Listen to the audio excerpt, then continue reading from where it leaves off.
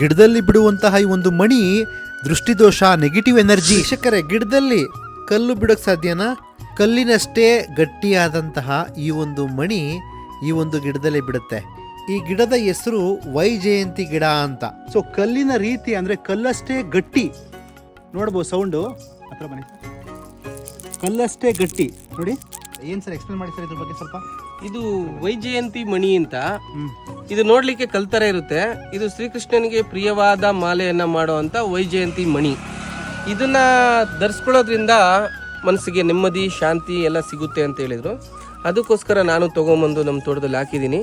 ಇದು ವೈಜಯಂತಿ ಮಾಲೆ ಹಾಕೋದ್ರಿಂದ ಆರೋಗ್ಯ ವೃದ್ಧಿ ಆಗುತ್ತೆ, ದೇವರ ಒಂದು ಅನುಗ್ರಹ ಮನುಷ್ಯರ ಮೇಲೆ ಬೀಳುತ್ತೆ ಅಂತ ಹೇಳಿದರೆ ಅದಕ್ಕೆ ನಾನು ನೆಟ್ಟಿದ್ದೀನಿ. ಇದರಲ್ಲಿ ಯಾವ ರೀತಿ ಇದನ್ನ ಹೇಗೆ ಇದನ್ನ ಧರಿಸೋದು ಯಾವ ರೀತಿ?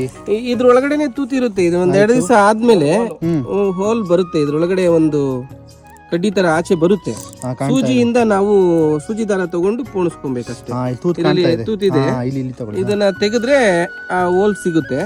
ಅದಕ್ಕೆ ದಾರವನ್ನ ಪೋಣಿಸಿದ್ರೆ ನೀವು ಒಳ್ಳೆ ಮಾಲೆ ಆಗುತ್ತೆ. 18 ಹಾಕಿದ್ರೆ ಒಂದು ಬ್ರೇಸ್ಲೈಟ್ ಆಗುವಷ್ಟು ಮಣಿ ಸಿಗುತ್ತೆ. 18 ಹಾಕಿದ್ರೆ 18 ಹೇಳಿ 30 ಹಾಕಿದ್ರೆ ಕುತ್ತಿಗೆಗೆ ಮಾಲೆ ಆಗುತ್ತೆ. ನೀವು ಅದನ್ನ ಧರಿಸಬಹುದು.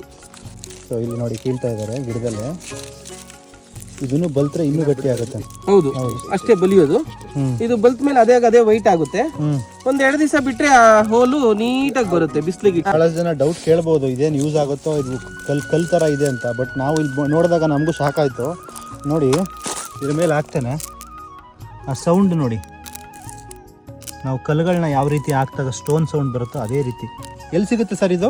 ಇದು ನಾನು KR ನಗರಕ್ಕೆ ಹೋದಾಗ ರಾಜ್ಯ ಪ್ರಶಸ್ತಿ ವಿಜೇತ ಕೃಷ್ಣಪ್ಪನವರ ತೋಟದಿಂದ ತಗೊಂಡ್ಬಂದಿದೆ.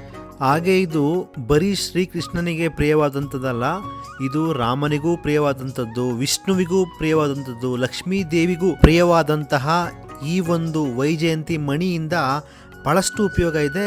ಹಾಗೆ ರಾಮಕೃಷ್ಣ ಪರಮಹಂಸರು ಇದನ್ನ ಧ್ಯಾನಕ್ಕೆ ಬಳಸ್ತಾ ಇದ್ರು, ಜಪಮಣಿ ಅಂತಲೂ ಇದನ್ನ ಕರೀತಾರೆ. ಹಾಗೆ ಯಾರೆಲ್ಲ ಒಂದು ಈ ಮಾಲೆಯನ್ನು ಧರಿಸ್ತಾರೆ ಅವ್ರಿಗೆ ಪಾಸಿಟಿವ್ ಎನರ್ಜಿ ಸಿಗುತ್ತೆ, ನಕಾರಾತ್ಮಕ ಶಕ್ತಿಗಳು ದೂರ ಆಗುತ್ತೆ ಅಂತ ಹೇಳ್ಬೋದು. ಹಾಗೆ ಧ್ಯಾನ ಮಾಡೋರಿಗೆ ಕಾನ್ಸಂಟ್ರೇಷನ್ ಹೆಚ್ಚಾಗುತ್ತೆ, ಏಕಾಗ್ರತೆ ಹೆಚ್ಚಾಗುತ್ತೆ ಅಂತ ಕೂಡ ಹೇಳ್ಬೋದು.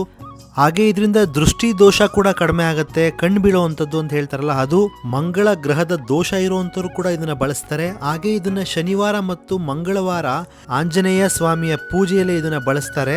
ಇದ್ರ ಬಗ್ಗೆ ಇನ್ನೂ ತಿಳ್ಕೋಬೇಕು, ಇದು ಬೇಕು ಮಾಲೆ ಅನ್ನೋರು ನನ್ನ ನಂಬರ್ಗೆ ಮಾಡಬೇಡಿ, ಇಲ್ಲೊಂದು ನಂಬರ್ ಕೊಟ್ಟಿದ್ದೀನಿ ನೋಡಿ, ಆ ನಂಬರ್ಗೆ ಕಾಂಟ್ಯಾಕ್ಟ್ ಮಾಡಿ ತರಿಸ್ಕೋಬಹುದು. ಇದ್ರ ಮೇಲೆ ನಿಮ್ಮ ನಂಬಿಕೆ ಇದ್ರೆ ಅವರು ವಾಟ್ಸಪ್ಗೆ ನೀವು ಮೆಸೇಜ್ ಮಾಡಿ ಅವರು ನಿಮಗೆ ಕೊರಿಯರ್ ಮುಖಾಂತರನೇ ಕಳಿಸ್ಕೊಡ್ತಾರೆ. ಬೇಕು ಅಂದರೆ